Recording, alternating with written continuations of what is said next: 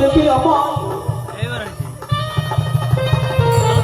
আমি সারা জীবন তোমার চরণ সেবা করেছি, তোমার প্রাণে কি দয়া মায়া হয় না? আমি কত কষ্ট দেবে ভগবান, তুমি যত কষ্ট দেবার দিও, একেবারে তুমি আমায় সইবার মতো শক্তি দিও ঠাকুর। আমি যেন শেষের দিনে তোমার রাঙা চরণ পাই ঠাকুর, তোমার রাঙা চরণ পাই। চরণ ধুলি ছাড়া চাই না কিছু আমি,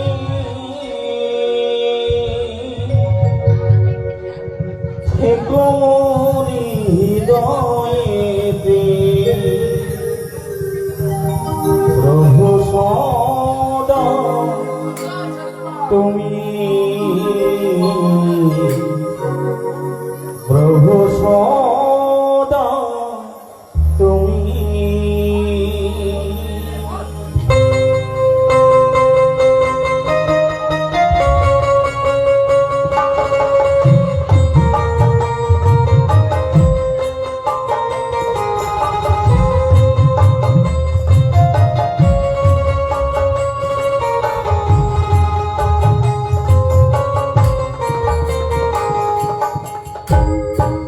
চরণ ধুলি ছাড়া চাই না কিছু আমি,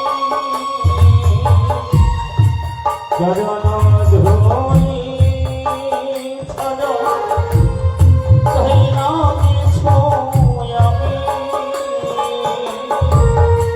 থেকো হৃদয়েতে প্রভু সদা তুমি, প্রভু সদা তুমি।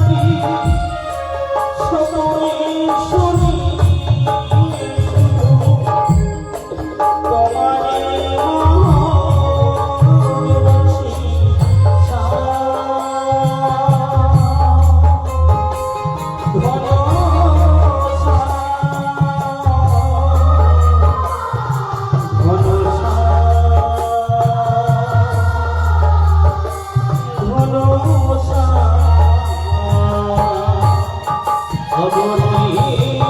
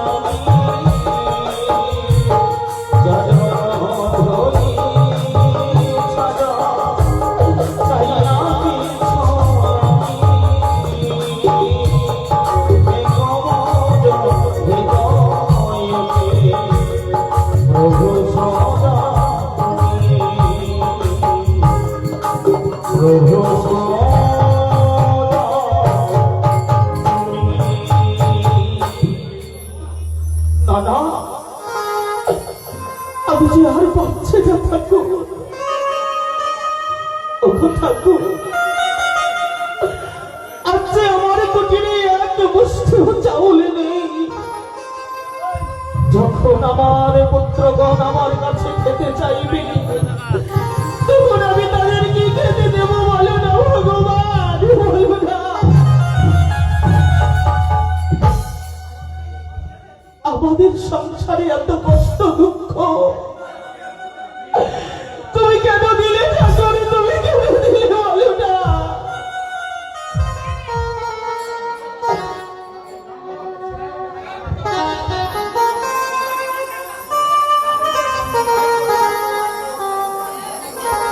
ওগো ঠাকুর,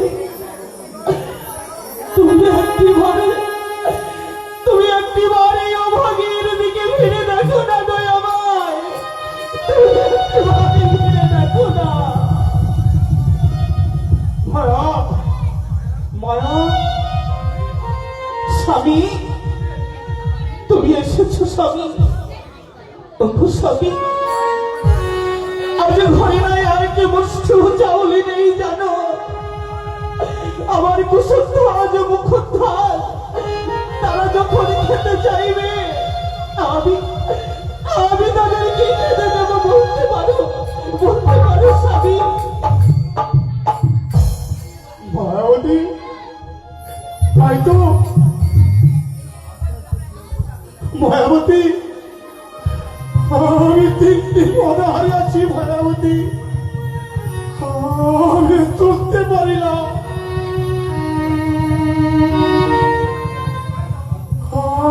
আমি এই নগরে ভিক্ষাই যাব মায়াবতী। স্বামী গো,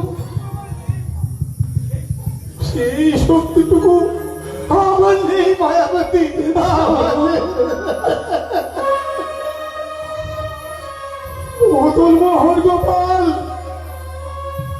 তুমি আমায় এত কষ্ট দিচ্ছ কেন ঠাকুর, তুমি আমায় এত কষ্ট দিচ্ছ কেন? স্বামী মায়াবতী, বলো স্বামী। তুমি ওই কুটিরে চলো, আমাকে ওই ভিক্ষার বেশে সাজিয়ে দাও মায়াবতী। স্বামী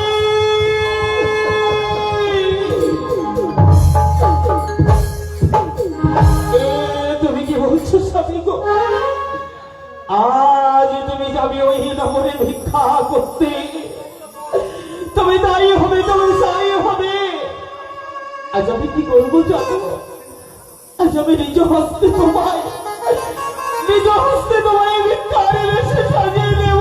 আমি ভিক্ষার বেশে সাজিয়ে দেব।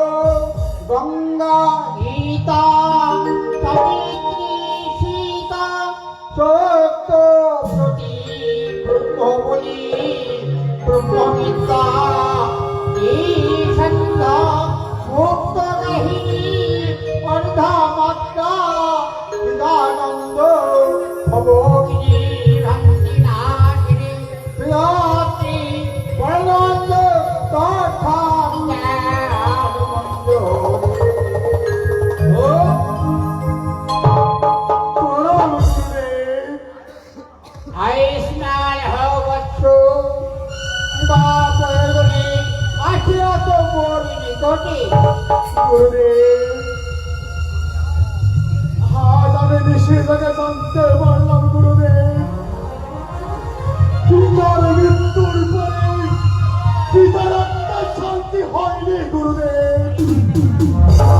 আপনি দয়া করে পিতার আত্মার শান্তি উপায় বলেছেন গুরুদেব। সরল প্রজাতি তোমার পিতা কামের বশে এমন একটি পাপ করেছে, সেই পাপের ফলে তাকে এই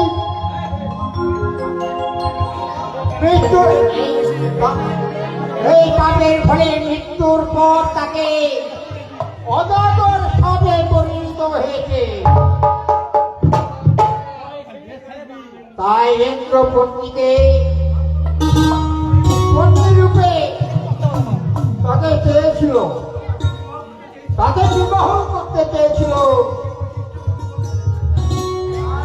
তাই এসে বশিষ্ঠ মনির অভিশাপে রাজা নহুকে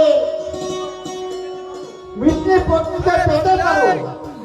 তুমি যদি পালকিত করে ওই সত্য ঋষির কণ্ঠে চেপে তুমি যদি আসতে পারো, তোমার পিতা তবে পরিণত হয়ে সত্য ঋষির কাঁধে চেপে ওই রাস্তাতে চলতে চলতে ওই অনুষ্ঠানটিকে পদাঘাত করেছিল। সেই পাপের ফলে তাকে ওই অভিশাপে পরিণত হয়ে তাই তোমার পিতা তাহলে দশা হয়েছে।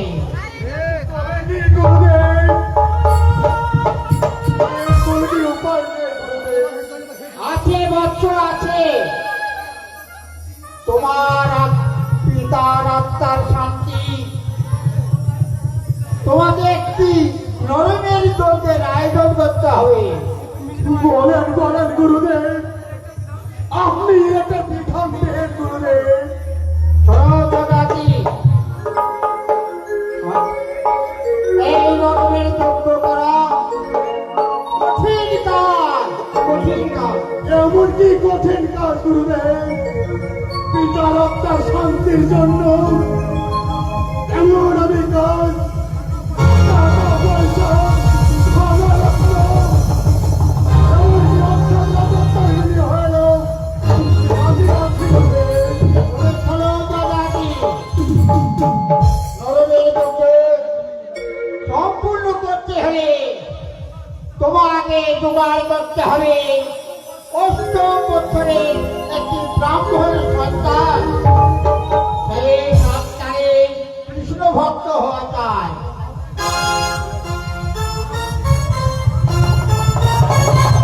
আহুতি দিবার সময় তার নয়নের জলে এক বিন্দু বাড়ি না ধরে, এক বিন্দু না বাড়ি না ধরে। তাই হবে গুরুদেব, তাই হবে। পিতার আত্মার শান্তির জন্য ধনরত্ন, টাকা পয়সা, সোনা দানা, এমনকি অর্ধেক জমি আমি দিতে রাজি আছি গুরুদেব। পিতার শান্তির জন্য এমনকি আমি জোগাড় করে আনবো অষ্টম বছরের এক কৃষ্ণ ভক্ত।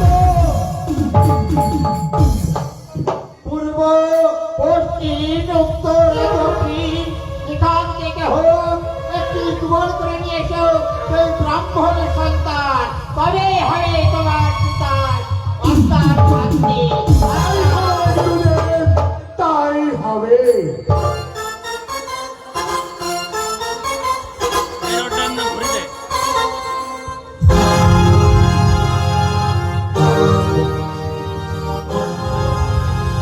কিন্তু আজ আমি জঙ্গলে জঙ্গলে ঘুরে আজ আমি অনেক কষ্ট জোগাড় করেছি। আজ এই কষ্ট বিদ্রোহ করে আমি আমি আমার মিত্রগণের মুখে খাবার তুলে দেব। আমি যে খাবার তুলে দেব গো, ওগো ভগবান, তুমি সারা জীবন শুধু আমায় দুঃখই দিলে। দুঃখেই যে আমার জীবন গড়া। ও ভগবান, আমার জীবন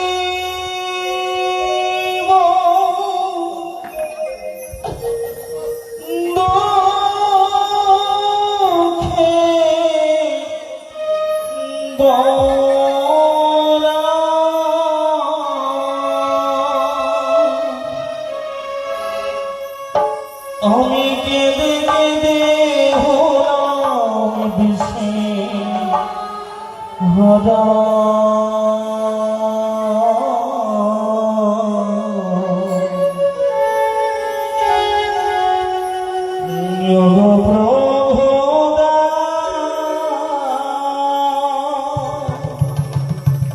একবার সারা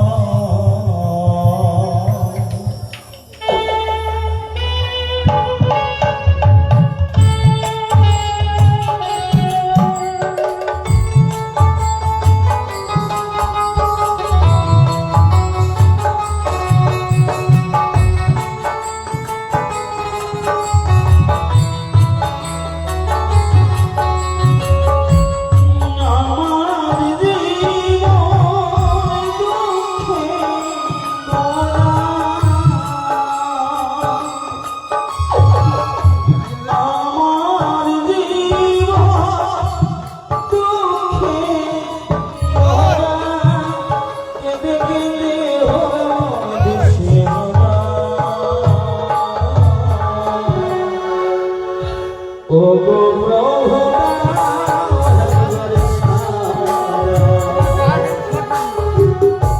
প্রভু